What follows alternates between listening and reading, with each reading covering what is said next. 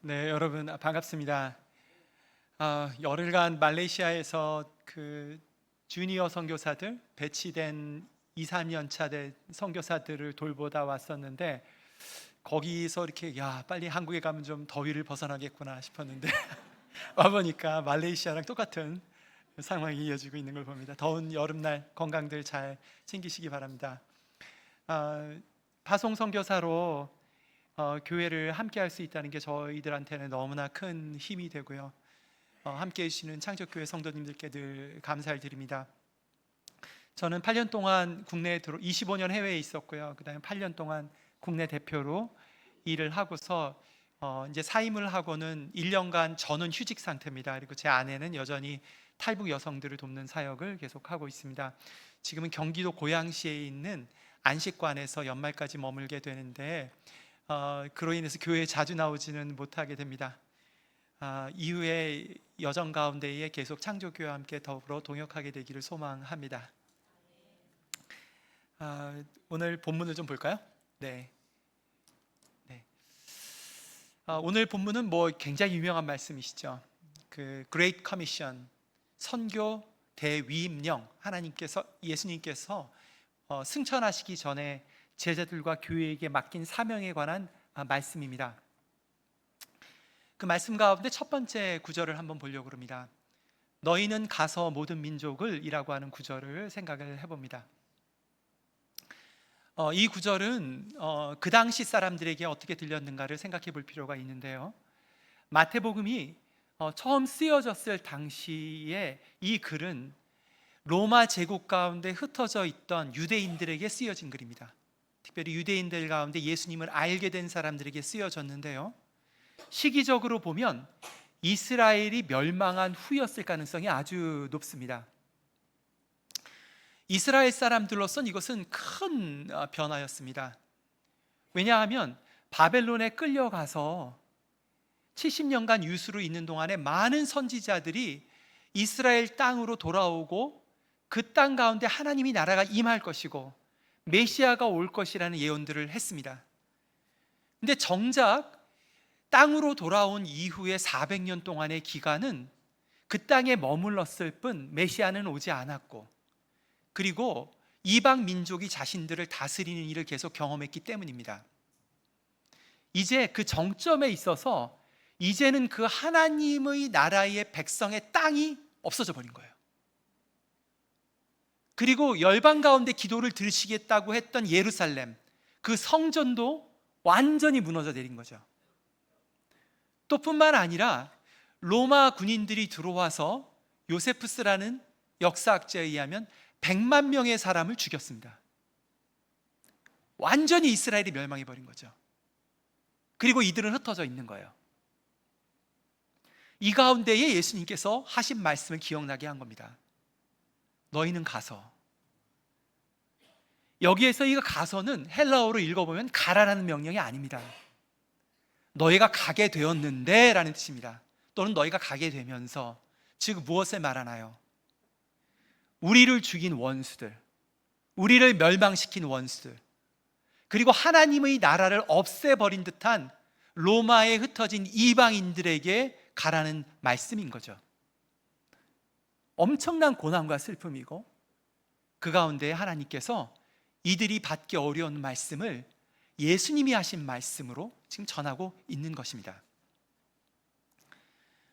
인간적인 눈으로 보면 너무나 슬픈 현상이고 너무나 고난스러운 현상이지만, 사실은 그로 인해서 이스라엘 사람들의 눈이 열린 부분이 있습니다. 하나님께서 하나님의 백성들과 맺은 여러 가지 언약들이 구약에 있습니다. 한 5가지 종류의 언약이 있는데요, 그 중에 그 당시 이스라엘 사람들이 주로 기억했던 것은 모세와, 신명기에 있는 모세와의 언약입니다. 당신의 백성을 만드실 것이고 그의 백성을 통해서 복음을 증거할 것이라는 약속이었습니다. 또한 사무엘하 7장에 있는 다윗 왕을 통한 예언이 있죠. 그것은 성전을 세울 것이고 그 성전을 통해서, 예루살렘을 통해서 예배를 받으시겠다라는 약속이었죠. 이 두 약속이 이스라엘 백성들에겐 굉장히 중요한 기반이 되었습니다. 우리의 우리됨, 그리고 하나님께서 우리를 특별히 선택하신 사건을 기억을 했죠. 그러나 그 외에도 하나님이 주신 다른 언약들도 있었어요. 그런데 이스라엘 사람들은 기억하지 못했습니다. 근데 이제 그 가시적으로 보이는 하나님 나라의 백성 이스라엘이 흩어져 버리고, 그리고 성전이 무너지게 되자 그들이 창세기 12장에 있던 아브라함과 맺었던 언약을 기억하기 시작한 겁니다. 아브라함과의 언약이 무엇이죠? 너는 복의 근원이 될지라고, 너를 선택하는 것이 열방을 위한 것이 너희들만을 위한 것이 아니라라고 말씀하고 계신 것입니다. 이것은 무엇을 말합니까? 우리가 교회로서, 또 민족으로서, 또 개인사에 있어서 우리가 전혀 생각하지 못했던 거대한 환란이라든가 변화라든가 두려움들이 있는 것이 꼭 나쁜 일이 아니라는 거예요. 우리로 하여금 그런 환경 변화를 통해서 우리의 좁았던 복음, 우리는 신앙이 이게 다인 줄 알았어 하는 것들이 확장되기 시작하는 것입니다. 그런 면에서 C.S. 루이스는 이런 말을 합니다. 고난과 고통은 우리를 깨우시고 다듬는 하나님의 정이다 라고 얘기를 합니다. 돌을 깨는 정처럼 우리를 흔들어서 깨우게 됩니다. 저는 전통적인 복음주의에서 자랐던 선교사입니다. 대학 때 예수님을 만나게 되었고, 그리고 대학 때 하나님께 선교사가 되기로 헌신을 했고, 저희 아내와 함께 선교사 준비를 했습니다. 하나님의 인도하심 가운데에 경영학을 더 공부할 수 있었고, 경영학 박사를 마치던 때에 일본으로 가려던 저희들을 하나님께서 중국 연변으로 인도하셨습니다. 이 사진은 저희가 첫 번째 겨울을 나던 사진입니다. 저희 애들이 3살, 4살, 제 나이가 35, 제 아내가 33이었습니다. 제 아내는 국제학교에서 선생으로 가르치고 저는 경영학 교수로 가르치면서 복음을 증거하고, 그리고 밤마다 중국 학생들을 대상으로 복음을 증거하고 성경을 가르쳤어요. 그리고 주말이 됐을 때는 그 아이들을 교회 2군데에 중국 교회에 보내서 제자들로 자라게 했습니다.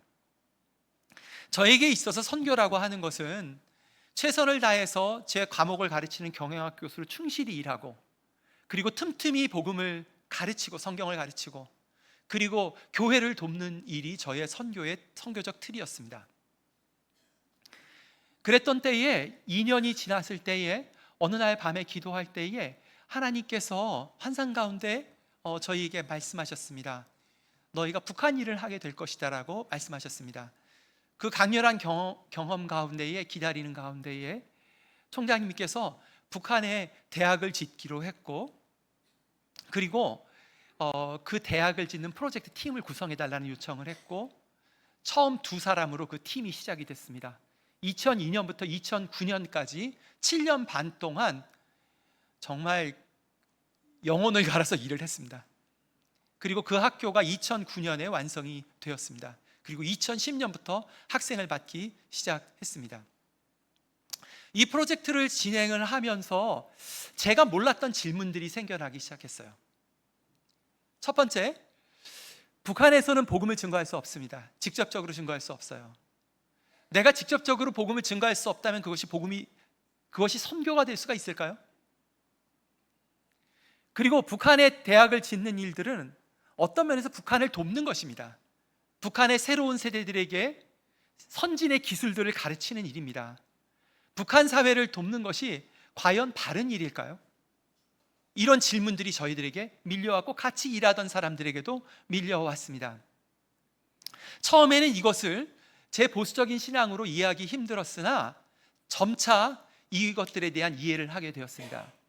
북한과 남한이 계속 이 상태로 가면 전쟁 외에는 다른 방법이 없는데, 평화적인 화해와 통일을 위해서는 누군가 북한 내에서 외부 사람들과 접촉할 수 있고 함께 일을 할 수 있는 새로운 세대가 필요하다는 것을 알게 되었습니다.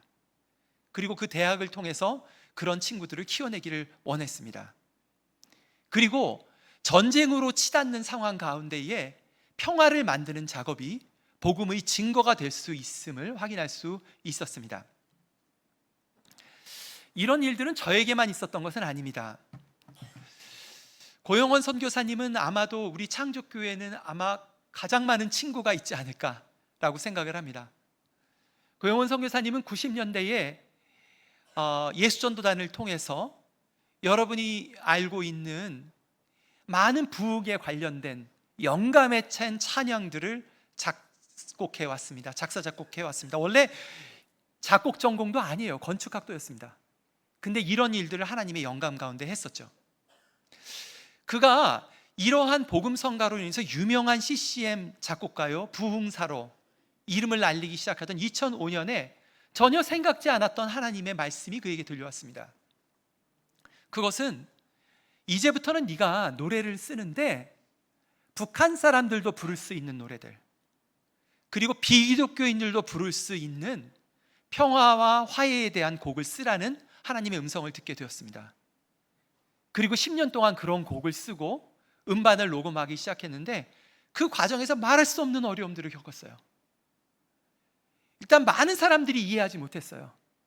아니, 왜 여태까지 하나님을 찬양하던 노래를 짓던 사람이 왜 세상 노래를 짓는가? 그리고 왜 북한을 돕는 일을 작곡하는가라는 비난을 받으면서 심지어는 빨갱이다, 좌파다, 그런 걸로 유튜브에 이름이 나기 시작했습니다. 아시는 분은 아시겠지만 고영원 선교사님이 그런 분은 아니잖아요. 아주 보수적인 분이죠. 그런 가운데에 고영원 선교사님의 틀들이 넓어지기 시작한 거죠. 평화가 없는 가운데에 평화를 만드는 것 자체가 복음의 증거가 될 수 있습니다. 동북아의 상황을 봅시다.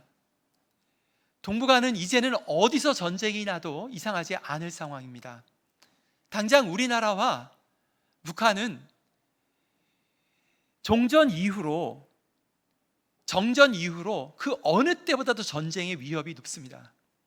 둘 사이에 전쟁이 일어나기 직전에 막을 수 있는 어떠한 소통 장치도 완전히 없어진 상태입니다. 북한이 물난리가 나서 저렇게 죽어가는 데에도 정치적인 통로 외에는 모든 것을 막아놓은 상태입니다. 저는 사실 새벽마다 일어나면 첫 번째 기도 제목으로 이 기도를 올립니다. 하나님, 전쟁을 막아주십시오. 이 기도를 하게 됩니다. 왜냐하면 이 전쟁의 끝은 모두 다 죽는 것입니다. 또한 우리에게 전쟁이 일어나지 않는다 하더라도 중국과 대만 사이에 전쟁이 일어날 가능성은 굉장히 높습니다. 여러 가지 이유들이 있지만 시진핑의 거듭된 정책 실패로 인해서 시진핑의 정치적인 입지가 흔들리고 있습니다. 그 가운데 자신의 입지를 보호할 수 있는 방법 중에 하나는 무엇입니까? 많은 독재자들이 했듯이 외부에서 전쟁을 일으키는 일입니다. 만약 중국과 대만 사이에 양안 전쟁이 일어나게 되면 지금의 협약에 의하면 우리나라도 투입됩니다. 우리나라가 투입되면 북한도 들어갑니다. 동북아 전체가 전쟁으로 들어가게 됩니다. 또한 보다 근본적으로는 남중국해에 있는 말레카 해협을 중심으로 한 해군력 장악으로 인한 필리핀과의 갈등, 그리고 근본적으로 미국과의 갈등이 기다리고 있고, 그리고 우리나라와 일본 사이에도 독도를 둘러싼 전쟁의 위협, 그리고 갈등의 위협이 항상 자리 잡고 있는 셈입니다. 이 사진은 몇 년 전에 찍은 사진이지만 이러한 갈등에 있어서의 어떤 근본적인 원인들을 보여줍니다. 이 사진 가운데 대표적인 인물로 등장하는 시진핑과 푸틴과 트럼프는 무엇을 말합니까? 2차 세계대전 이후에 다시 등장한 국가 패권주의의 시작입니다. 강대국들이 지정학적인 위치를 차지하기 위해서 서로 갈등들을 일으키고 그것의 대리전으로서 약소국들을 사용하는 것입니다. 예를 들어서 우크라이나 전쟁 같은 경우는 결코 일어나서는 안 될 전쟁이었어요. 그리고 그 전쟁이 일어나서 결코 우크라이나가 이길 수가 없는 전쟁입니다. 왜냐하면 소련이 핵폭탄을 갖고 있기 때문입니다. 절대 이길 수가 없어요. 그리고 이 전쟁은 끝내 우크라이나의 패배로 끝날 가능성이 높은데 지난 3년 동안 수많은 사람들이 죽었습니다. 제 친구 선교사는 지금 인터섭의 미국 대표죠. 우크라이나에 30개의 교회를 세웠습니다. 20년간 일하면서 지금 연락하면 그 교회의 절반의 목사들이 30명 중에 절반이 죽었습니다. 그리고 절반의 목사들도 믿음을 유지하기가 힘듭니다. 누가 이 가운데에 하나님의 샬롬을 증거하겠습니까? 누가 샬롬을 기도하겠습니까?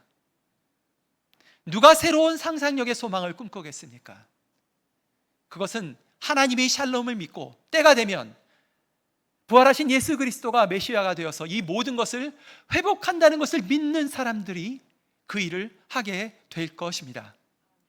그리고 바로 그런 화평케 하는 자로서 하나님의 아들과 딸로서 우리가 부름을 받은 것입니다.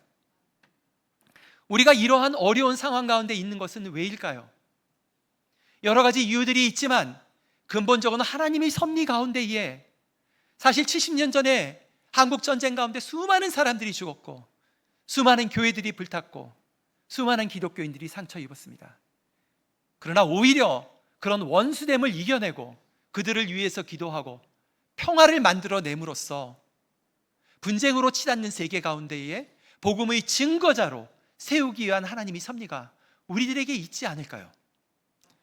우리들이 가졌던 좁은 그런 복음의 틀을 깨트리고 마치 이스라엘 사람들에게 그랬던 것처럼 하나님께서 우리를 깨우시기 위해서 이러한 어려운 상황들을 사용하시는 것은 아닌가 생각해 보게 됩니다.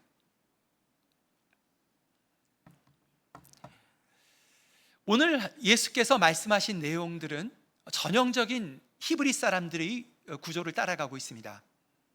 히브리 사람들은 말을 할 때에 제일 앞에 있는 말과 제일 끝에 있는 말을 서론으로서 얘기합니다. 전제로서 얘기합니다. 그리고 가운데에 자기가 하고 싶은 얘기를 하게 되는데요, 그런 병렬적 구조 가운데에 예수님께서 하신 첫 번째의 말과 마지막의 말은 짝을 이루게 됩니다.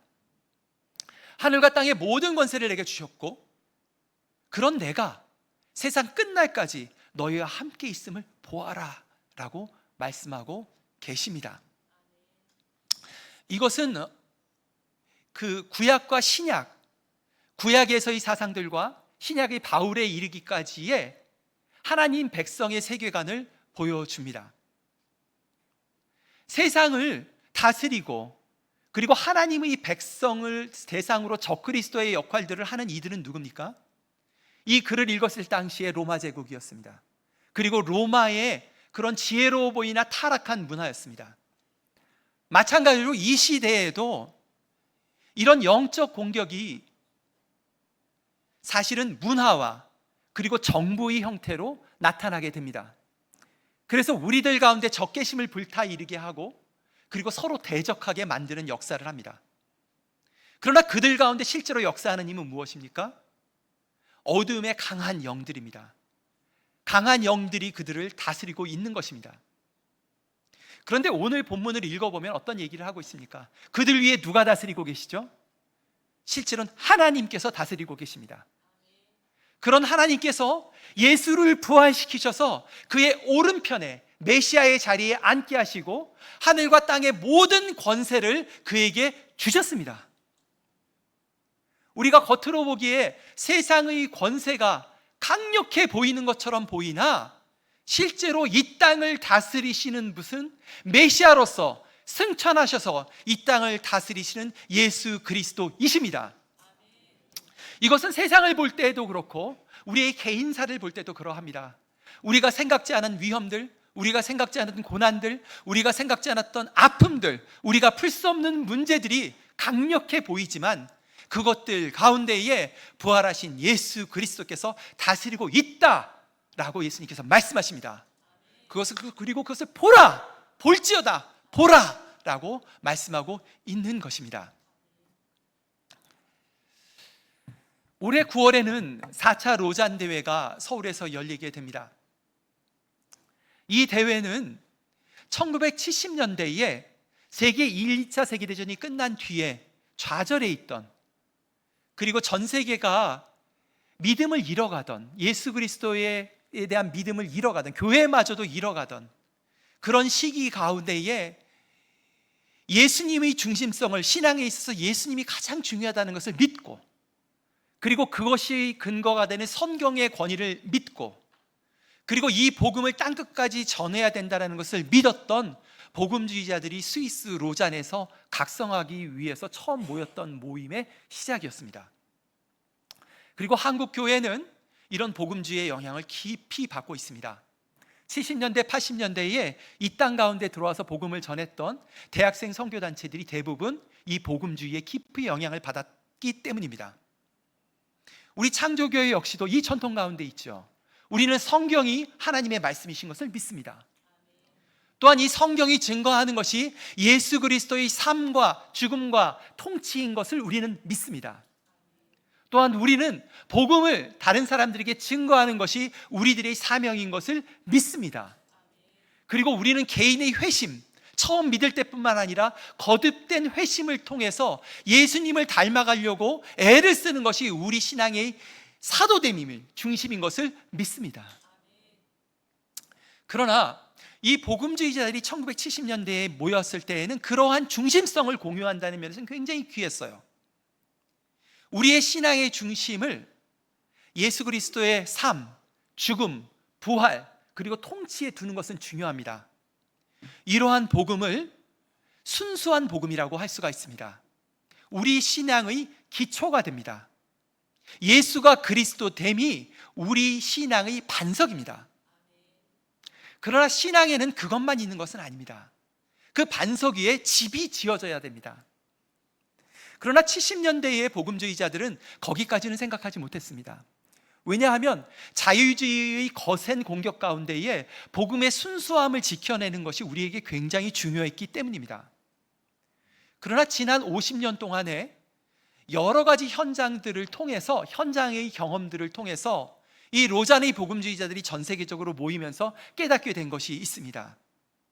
그것은 복음이 예수 그리스도의 삶과 죽음과 부활과 승천에 기초하지만 그 복음이 이뤄내는 하나님 나라의 집, 하나님 나라는 개인의 구원을 넘어선다는 것입니다.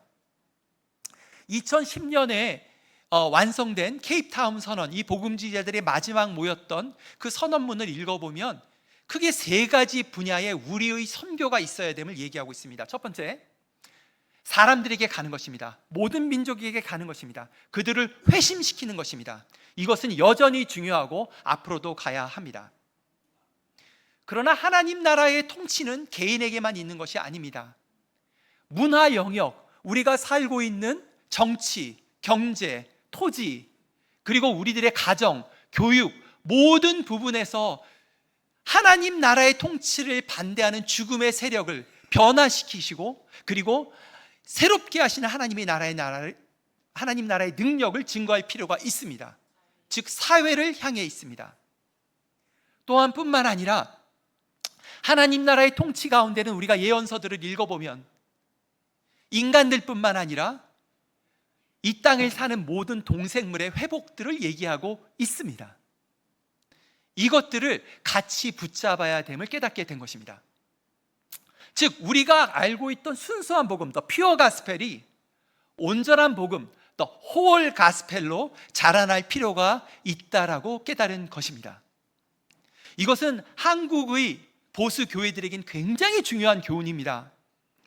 왜냐하면 한국 교회는 지나치게 개인 영성에만 중심을 가져왔습니다. 그런 가운데에 사회 가운데 복음이 어떤 의미를 갖는가에 대해서 성찰이 너무나 약했어요. 그 이해가 너무나 얇습니다. 감사한 것은 이번 로잔 대회를 통해서 한국 교회가 순수한 복음에, 예수 그리스도의 복음 대신, 메시아 대신에 여전히 뿌리를 두지만 온전한 복음으로 하나님과 이 땅을 회복시키시는 화평의 복음, 회복의 복음에 눈을 뜨기를 간절히 바랍니다. 신약의 복음뿐만 아니라 신약을 구약을 통해서 이해하게 되기를 바랍니다. 예수 그리스도의 그 복음 위에 상황을 같이 담을 수 있는 복음으로 자라나기를 소망하게 됩니다. 두 번째, 하늘과 땅의 권세를 예수 그리스도께서 모두 가지신다는 걸 기억하는 건 왜 중요할까요? 2020년에 오늘의 교회의 담임 목사님들과 장로님들께서 저에게 코비드 이후에 선교가 어떻게 변할지에 대해서 리포트를 써달라고 한 적이 있습니다. 그래서 그것을 제가 보고서를 작성을 했어요. 제가 얼마 전에 이걸 다시 읽어봤습니다. 그 당시에 코비드 이후에 세상이 어떻게 변할까라고 한 것들을 네 가지로 기록을 했었습니다. 첫 번째, 기후위기와 생태에 대한 관심이 전혀 없이 많아질 수밖에 없을 것입니다. 그리고 이것에 대한 복음적 해석이 필요합니다. 왜냐하면 코비드 자체가 생태를 파괴했기 때문에 일어난 현상이기 때문입니다. 그 얘기를 했고요. 두 번째, 이미 시작되었던 국가주의와 패권주의가 더욱더 성장하며 국가 간의 국지전이 일어나고 선교사들이 전통적인 종교 비자를 향해서 나아갈 수 있는 나라는 이제 거의 없게 될 것입니다라는 것을 예견했습니다. 세 번째, 자본주의가 국가주의와 결합하면서 더욱더 강화될 것이고 나라별 그 경제적 양극화는 더욱더 가속화될 것이라고 예견했습니다. 세 번째, 네 번째, 그리고 이러한 것들이 낳는 결론은 사람들이 모두들 자기와 자기 가족만을 챙기려고 하는 자기중심성이 전혀 없이 강화될 텐데, 그로 인해서 사람들은 관계와 공동체성을 잃게 되고 더욱 외롭게 되고 우울증과 자살률은 높아질 거라고 예견을 했었습니다. 제가 얼마 전에 그것을 다시 읽으면서 깜짝 놀랐어요. 이걸 내가 과연 썼나? 거의 다 맞았기 때문입니다. 그러나 그때 예견하지 못한 것들도 있었어요. 그것은 2번과 3번이었어요. 저는 과도한 패권주의, 미국과 중국의 패권주의가 이렇게까지 심하게 강화될 줄은 몰랐어요. 저는 바이든으로 대통령이 바뀌면서 이런 것들이 약화될 줄 알았는데 오히려 웬걸 더욱 강화되고 있습니다. 시진핑이 중국은 이루 말할 수가 없어요.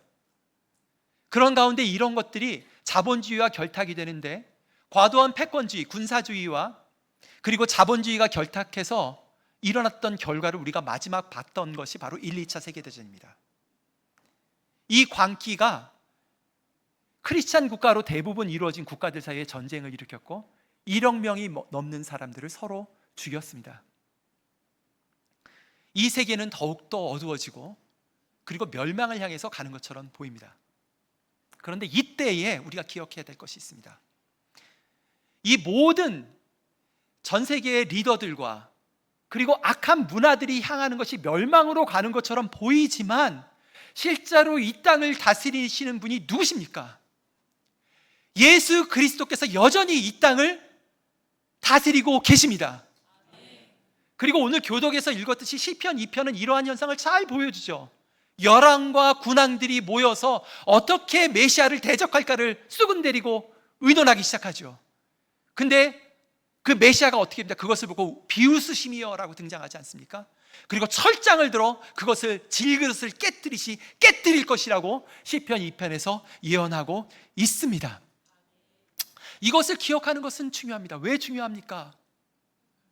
이러한 현상을 놓고서 사람들에게 두려움을 심는 거짓 선지자들이 너무나 많기 때문입니다. 1세기에도 이런 거짓 선지자들이 계속 등장을 했습니다. 그들이 어떤 얘기를 하죠? 그런 얘기를 합니다. 이것 봐라, 이것 봐라. 세상은 멸망하고 있어. 결국은 전쟁으로 치닫을 거야. 모든 건 멸망할 거야. 그리고 교회는 타락했어. 지도자들은 타락했어. 소망은 없어. 그런 부정적인 얘기들을 끊임없이 쏟아냅니다. 그리고 그 끝에는 무엇이 기다리고 있습니까? 결국 믿을 건 자기밖에 없다라고 얘기하고 있는 겁니다. 지금도 유튜브에 얼마나 많은 거짓 선지자들이 이런 거짓말들을 심는지 모릅니다. 그런 두려움의 끝에 기다리는 것은 무엇이죠? 두려워지게 되면 우리끼리만 있게 됩니다. 자기들끼리만 뭉치게 됩니다. 예수님께서 말씀하신 세상으로 가라라고 하는 명령에 순종할 수가 없어요. 세상이 두렵습니다. 세상은 망할 것 같아요. 그리고 새로운 변화의 상상력을 갖기가 어렵습니다. 그것은 개인적인 상황에서도 마찬가지입니다. 우리들에게 다가온 우리가 생각지 않은 변화들과 상황들이 있지요. 당연히 있습니다. 갑자기 사업이 어려워지기 시작하고 망할 수도 있어요. 자식들이 어려워질 수도 있습니다. 병이 걸릴 수도 있어요. 사실은 그 가운데에 여전히 계셔서 우리의 삶을 주관하시고 인도하시는 하나님을 바라보지 않으면 좌절하게 돼요. 그리고 거짓 선지자들이 흔들리게 됩니다. 그러나 우리가 예수 그리스도께서 여전히 우리의 삶을 다스리시고 이 땅을 다스리신다고 하는 그 놀라운 그런 비전을 성령 안에서 보게 되면 우리 가운데 새로운 상상력과 힘들이 생겨나게 됩니다. 그리고 두려워하지 않고 세상으로 나아갈 수 있습니다. 사실은 이 일을 위해서 우리가 주일마다 모이는 것입니다. 우리가 누구를 예배합니까? 이 예배의 중심이 무엇입니까? 그것은 부활하셔서 승천하시고 이 땅을 다스리시는 예수님을 우리가 예배 때마다 같이 기억하는 것입니다. 같이 기억하는 것입니다. 두려움을 심는 것이 아닙니다. 그 힘을 통해서 새로운 역동력으로 세상으로 나아가고 우리에게 주어진 사람들에게 나아갈 수 있는 것입니다. 볼지어다 하늘과 땅의 모든 권세를 가지신 그리스도 예수께서 우리와 함께 하십니다. 그분을 보고 그분의 말씀에 순종하고 그분을 믿게 되기를 축복합니다. 오늘 본문을 통해서 예수님께서 마지막 하시는 말씀이 있습니다.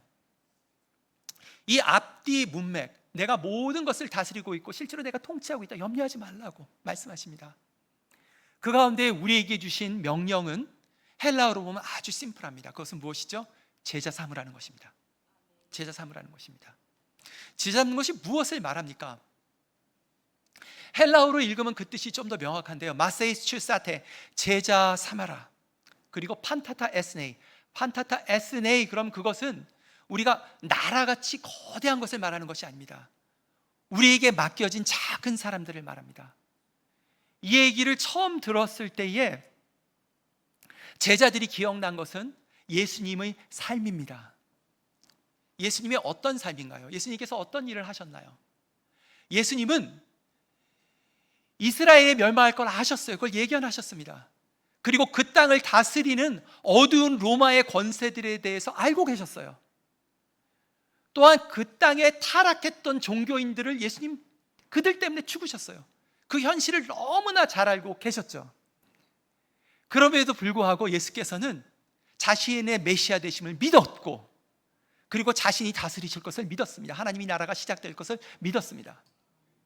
그 가운데 예수께서 하셨던 일들이 있어요. 그것은 무엇이죠? 자기에게 맡겨진 갈릴리에서 자신의 삶을 산 것입니다. 갈릴리 땅 가운데에 하나님의 나라가 시작된다면 무엇을 해야 될까요? 배고픈 자들을 먹였습니다. 병든 자들을 고치셨어요. 그리고 아픈 사람들을 만나서 위로했습니다. 그 갈릴리 땅 가운데 깊이 뿌리 내리셨어요. 또한 제자 삼으셨어요.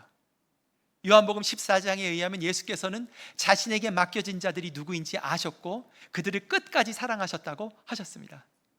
예수께서 하신 사역이 굉장히 거대한 듯이 보이나 실제로 예수께서 하신 일들은 그 갈릴리 땅, 삶의 현장에서 만났던 청년들과 여인들을 깊이 사랑하고 그들이 설령 마지막에 배반할지라도 발을 닦으며 그들을 섬겼던 일입니다.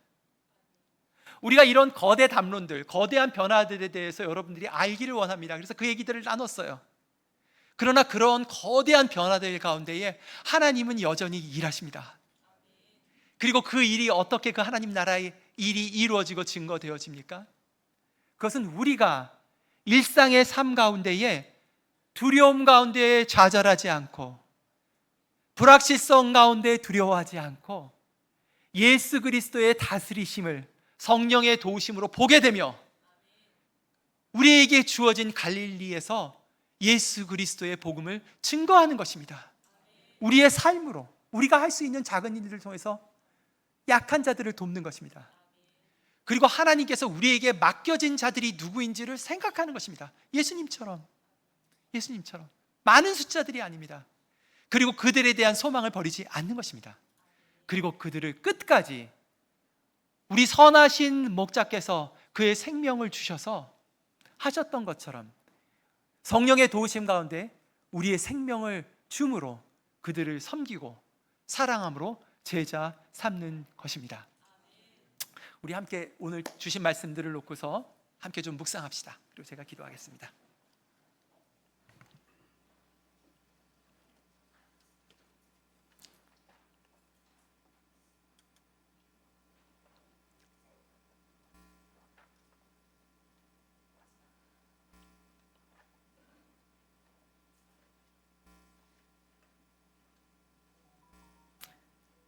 하나님 아버지,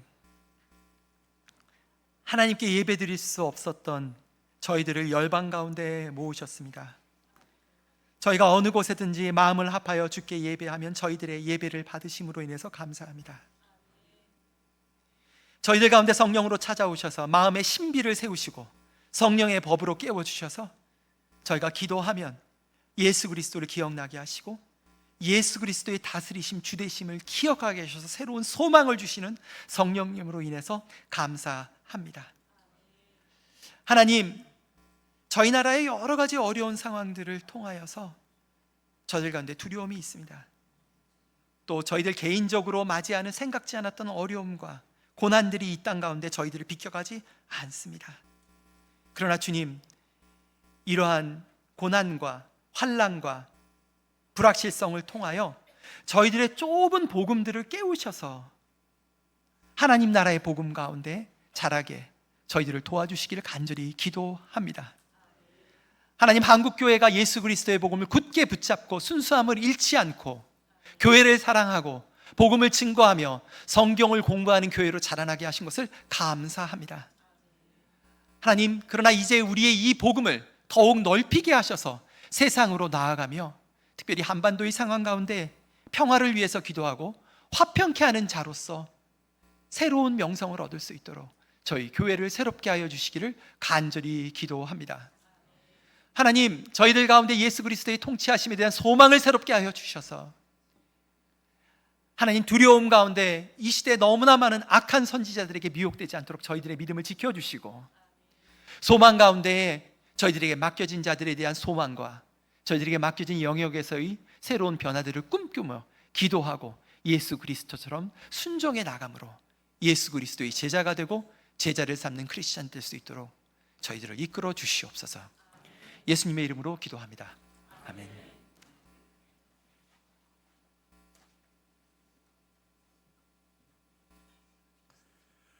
예, 우리 주신 말씀 생각하면서 함께 세상 모든 민족이 구원을 얻기까지 찬양하시겠습니다.